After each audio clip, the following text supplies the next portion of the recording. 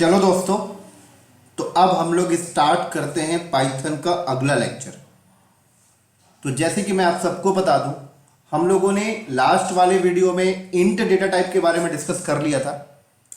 ये int data type के बारे में हम लोगों ने डिस्कस किया था, इसके बारे में। ठीक है, आज हम लोग डिस्कस करेंगे दोस्तों फ्लोट डेटा टाइप के बारे में। किसके बारे में? फ्लोट के बारे में। और इंट डेटा टाइप के बारे में हम लोगों ने इन डेप्थ में जाके डिस्कस किया था। आपने देखा था 47 मिनट का वीडियो था, तो काफी इन डेप्थ हम लोग गए थे। तो ये सारी चीजें मैं इसलिए बता रहा हूं क्योंकि अगर कोई बंदा डायरेक्टली फ्लोट डेटा टाइप के वीडियो को अगर देखता है, बोले तो आज जो वीडियो बनाने जा रहे हैं इस वीडियो को अगर डायरेक्टली देखता है तो हो सकता है बहुत सारी चीजें उसके सर के ऊपर से निकल जाए। तो उन सबसे रिक्वेस्ट है कि पहले आप इंट डेटा टाइप वाला जो वीडियो मैंने कल बनाया था 47 मिनट्स का, उसको पहले पूरा देख ले, फिर फ्लोट डेटा टाइप के वीडियो को देखें। और एक चीज और बता दूं, सिर्फ इंट डेटा टाइप वाले वीडियो को देखने से भी काम नहीं चलेगा। आप वो वाला वीडियो भी देखिए जो मैंने Python variable data type introduction का वीडियो बनाया था, वो भी आप देखिए। क्लियर? तो ये आप लोगों को इंपॉर्टेंट है देखना। तो आज हम लोग डिस्कस करेंगे फ्लोट डेटा टाइप के बारे में। बहुत इंपॉर्टेंट है फ्लोट डेटा टाइप भी, और इसकी इंपॉर्टेंस क्या है, इसका इंडस्ट्री में यूज केस क्या है, भी सब क्लियर कर दूंगा। सबसे पहले थोड़ा सा एक ओवरव्यू देख लेते हैं इंट डेटा टाइप के बारे में। तो कल हम लोग इंट डेटा टाइप में क्या डिस्कस किए थे? सिंपल, हमने एक वेरिएबल बनाया और ये वैल्यू हमने दे दी। ये क्या है? एक इंटीजर नंबर है, तो ये इंट डेटा टाइप कहला जाता है। लेकिन ये बाय डिफॉल्ट क्या है? डेसिमल नंबर है ना। इंट डेटा टाइप में हम लोग जो इनपुट है वो बाइनरी में भी दे सकते थे, दिया भी था हमने कल। ऑक्टल में भी दिया हमने कल, और हेक्साडेसिमल में भी आप दे सकते हो, है ना, दिया भी था हमने। बाइनरी में देना होता था तो कैसे देते थे? 0B या 0 कैपिटल B लगा के फिर आप बाइनरी नंबर वहां पे पास कर दीजिए, ऐसे करते थे। ऑक्टल में देना होता था तो 0 स्मॉल o या 0 कैपिटल O ये वर्ड शुरू में लगाइए, फिर ऑक्टल नंबर आप पास कर दीजिए, है ना। यही करते थे। हेक्साडेसिमल में भी ऐसे ही करते थे। 0x या 0 कैपिटल X पहले शुरू में लगाइए, फिर हेक्साडेसिमल नंबर पास कर दीजिए, ऐसे ही करते थे। इंटीजर में वैल्यू पास करने के लिए 4 टाइप से हम लोग करते थे। बाय डिफॉल्ट डेसिमल था। क्लियर? आज हम लोग डिस्कस कर रहे हैं फ्लोट के बारे में। देखो, फ्लोट को ध्यान से समझना। ये आपका बिल्डिंग है, ठीक है। अब आपकी बिल्डिंग में देखो, आपकी बिल्डिंग में बिजली का भी मीटर होगा, आपकी बिल्डिंग में पानी का मीटर भी होगा। अगर आप बड़े सिटी में रह रहे हैं तो पानी का मीटर भी होगा। आपकी बिल्डिंग में टेलीफोन भी होगा, राइट। तो अगर आप देखें आपकी मीटर में, अगर आपके पास मीटर हो तो आप अपनी मीटर में जाएं और उसके डिस्प्ले में देखें, कुछ ऐसा लिखा होगा, ऐसा 350.100। कभी भी ऐसे नहीं लिखा होगा 350 कि आपने 350 यूनिट जलाया, नहीं। 350.100, 350.50, 350.40 ऐसे ही होगा ना। और मीटर, आपके बिजली का जो बिल आता होगा उसके ऊपर भी ऐसे लिखा रहता होगा 350 रुपए 40 पैसा, 350.40 ऐसे लिखा होगा। ऐसा कभी नहीं लिखा होगा 350 रुपए, नहीं, पूरा लिखा होगा 350। ऐसे पानी के मीटर में भी यही होगा भाई, 100.20। ऐसे टेलीफोन के बिल भी आता होगा तो वहां पर भी ऐसे होगा 200 रुपए आपने यूज किया, 30 पैसा। ऐसे आप अगर पेट्रोल पंप में चले जाएं तो वहां पर भी लिखा होगा पेट्रोल का जो रेट है 100 रुपए 70 पैसा। कभी ऐसा नहीं होगा ना कि 100 रुपए। आप डॉलर का रेट देख ले भाई, 74.50। तो ये सारी चीजें जो डिस्प्ले होती हैं, चाहे वो बिजली का मीटर हो, चाहे पानी का मीटर हो, चाहे आपका इलेक्ट्रिक टेलीफोन का बिल हो, चाहे आपका पेट्रोल पंप में जो डिस्प्ले हो, चाहे आपका डॉलर का रेट हो, कुछ भी हो, ये सारी चीजें जब जो डिस्प्ले कराई जा रही हैं आपके लिए, ये बैकएंड में कहीं ना कहीं तो प्रोग्रामिंग हुई होगी ना दोस्तों, सोचो जरा। बैकएंड में कहीं ना कहीं तो प्रोग्रामिंग हुई होगी, जो ऐसे पॉइंट की वैल्यू में आपको डिस्प्ले कराया जा रहा है, हुई होगी ना। तो ऐसे ही अगर आप इंडस्ट्री में जाते हो और आपको बोला जाए इंडस्ट्री में कि ऐसा कुछ प्रोग्राम बनाओ जो डिस्प्ले हो, तो पॉइंट की वैल्यू में डिस्प्ले हो, क्यों भाई? आप बोलोगे सर ये पॉइंट की वैल्यू में क्यों भाई, हम इसमें कर देते हैं इंटीजर में।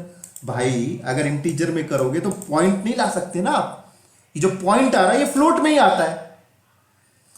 अब आप बोलोगे सर ये जो है 70 पैसे से क्या होता है, ये 20 पैसे से क्या होता है, पॉइंट में तभी तो दिखा पाओगे ना 20 पैसा 70 पैसा। दोस्तों जब बात आती है 70 पैसे की और आपके प्रोडक्ट को मिलियंस लोग खरीद रहे हैं, तो 70 पैसा भी बहुत इंपॉर्टेंट होता है। समझ आ रही है मेरी बात? यहां पे ये पागल नहीं है इलेक्ट्रिसिटी बिल वाले, पेट्रोल पंप वाले, डॉलर वाले, सब पागल नहीं है जो आप 100 रुपए 20 पैसा, वो 20 पैसा पता है आपको 20 मिलियन लोगों से ले जाते हैं वो लोग एक दिन में। समझ आ गई? तो वहां पे आप कंपनी को नहीं बोल सकते हो यार ये पॉइंट वैल्यू तो मैं दे नहीं पा रहा हूं, मेरी प्रोग्रामिंग ऐसा कोई सिंटेक्स नहीं है, मैं इंटीजर नंबर ही दे पाऊंगा ना। इसलिए तो इंडस्ट्री में फ्लोट आया भाई, प्रोग्रामिंग लैंग्वेज में फ्लोट इसलिए तो है कि ये भी देना चाहो तो फ्लोट यूज करो।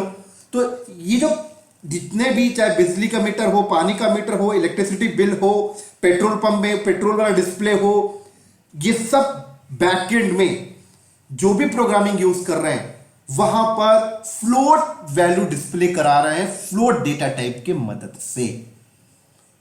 समझ आ रही है? जब बड़े बड़े प्रोग्राम बनाओगे तब समझ में आ जाएगा और अच्छे से फ्लोट की वैल्यू क्या है, इंपॉर्टेंसी क्या है, अभी इतना ही समझ लो बस।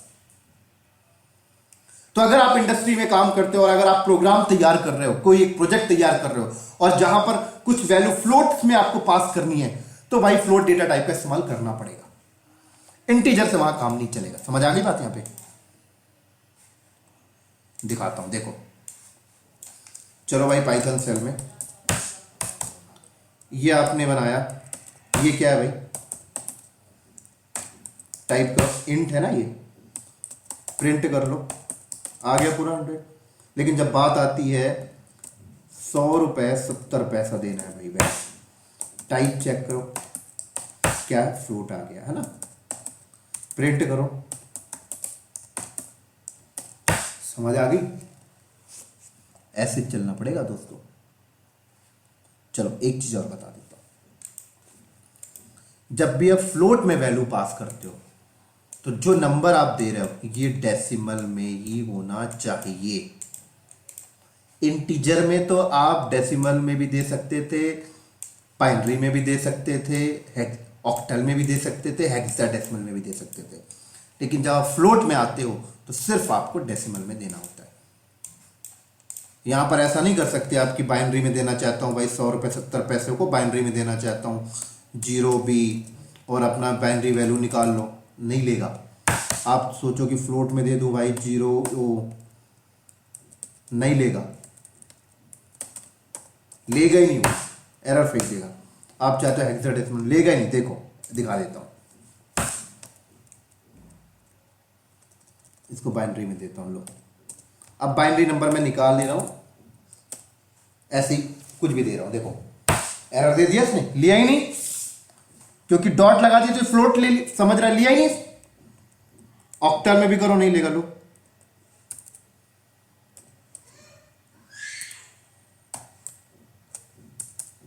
ये लो भाई, नहीं लिया। हेक्साडेसिमल भी नहीं लेगा। तो इंटरव्यू में पता आपसे पूछ लिया जाता है कि भाई मैं फ्लोट में दे रहा हूं और मैं बाइनरी में देना चाहता हूं, ऑक्टल में देना चाहता हूं, हेक्साडेसिमल में, ले लेगा? नहीं लेगा। ध्यान रखना इंटरव्यू में बताने के लिए। क्लियर? समझ आ रही मेरी बात यहां पर? चलो थोड़ा सा और आगे चलते हैं। अब देखो फ्लोट जो वैल्यू है ये आपका एक्सपोनेंशियल फॉर्मेट को भी सपोर्ट करता है, बोले तो साइंटिफिक नोटेशन को भी। क्या होता है साइंटिफिक नोटेशन? समझाता हूं, देखो। मान लो आप लिखना चाहते हो 1,00,000, ठीक है, जीरो। ये क्या है भाई, देखें जरा, फ्लोट है, प्रिंट करो, आ गया। ऐसे ही आने वाले टाइम में 1,00,000 अभी लिखा, 1 करोड़ होगा, 1 करोड़ मिलियन होगा, ऐसा होगा ना, लंबी लंबी वैल्यू ऐसे लगाते जाओगे क्या, जीरो जीरो जीरो, परेशान हो जाओगे आप तो यहां पर साइंटिफिक नोटेशन सपोर्ट करता है ये फ्लोट। कैसे, इस 1,00,000 को देखो, पहले लिख के दिखाता हूं कैसे इजी तरीके से लिख सकता हूं मैं। ए 1 ई, 1,00,000 में कितने जीरो आते हैं, 5। देख लो भाई, ये देख रहे हो, ये इसका मतलब समझाता हूं, पहले इसको टाइप ही चेक कर, पहले टाइप चेक कर लो, फिर प्रिंट कर लो, आगे 1,00,000। अब समझो इसका मतलब क्या है। देखो, इसका मतलब ये है, पहले ये समझो E5 का मतलब क्या है। E5 का मतलब हुआ 10⁵। क्या, 10⁵। मैथ पढ़े हो तो समझ में आ रही हो। 10⁵ मतलब 5 बार 10, 10⁵ कितनी बार, कितनी बार, 5 बार। समझ में आ गई। और ये सारे होते हैं मल्टीप्लाई।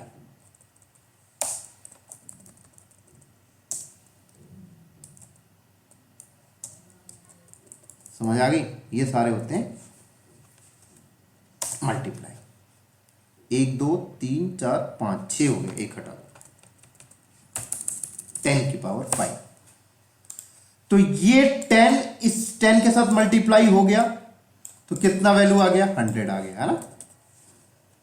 फिर ये 100 इस 10 के साथ मल्टीप्लाई हुआ, कितना आ जाएगा आपका आउटपुट, 1,000 आ गया। फिर ये 1,000 इस 10 के साथ मल्टीप्लाई हुआ, कितना आ गया दोस्तों, 10,000 आ गया। एक मिनट रुकना,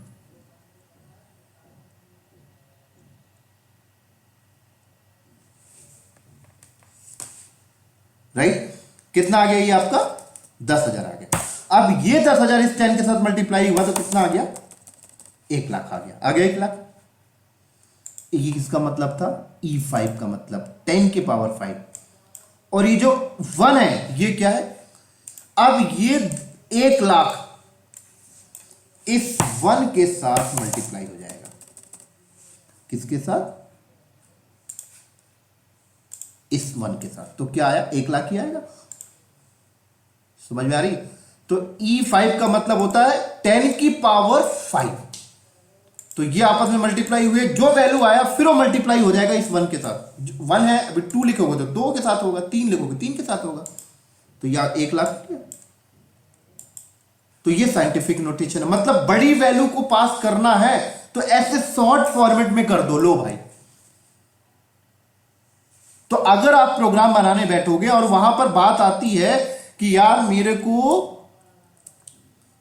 10,000 करोड़ पास करना है, ये लो ऐसे ऐसे पास करना, लो इतने सारे जीरो, गिनो जरा जीरो, गिन के पास करता हूं, 1 2 3 4 5 6 7 8 9 10 11 12 13 14 15 16 17 18 19 20 21 22 23 24 25 26 27 28 29 30 31 32 33 34 35 36 37 38 40 40 41 42 43 44 45 46 47 47 49 50। ये लो, ये फ्लोट वैल्यू बना दिया। अब इतनी बड़ी बड़ी वैल्यू प्रोग्राम में पास करोगे तो गिनते ही रह जाओगे भाई कितने जीरो हैं, गिनते ही रह जाओगे ना, गिनते ही रह जाओगे। देखो आउटपुट भी ऐसा आ गया, गिनते रह जाओगे भाई। सबसे बढ़िया है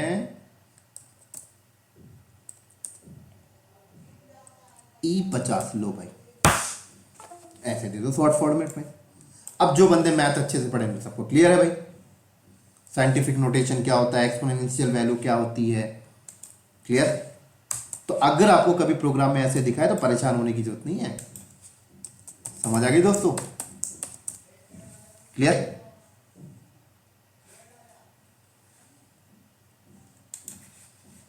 ठीक हो गया। चलो, तो ये था दोस्तों हमारा फ्लोट डेटा टाइप। क्या था ये हमारा फ्लोट डेटा टाइप। अगले लेक्चर में हम लोग मिलेंगे कॉम्प्लेक्स डेटा टाइप के साथ। किसके साथ? कॉम्प्लेक्स डेटा टाइप के साथ। तो इस वीडियो को हम लोग करते हैं यहीं पे स्टॉप। अगले वीडियो में मिलेंगे हम लोग अगले लेक्चर के साथ। तब तक के लिए दोस्तों बाय बाय।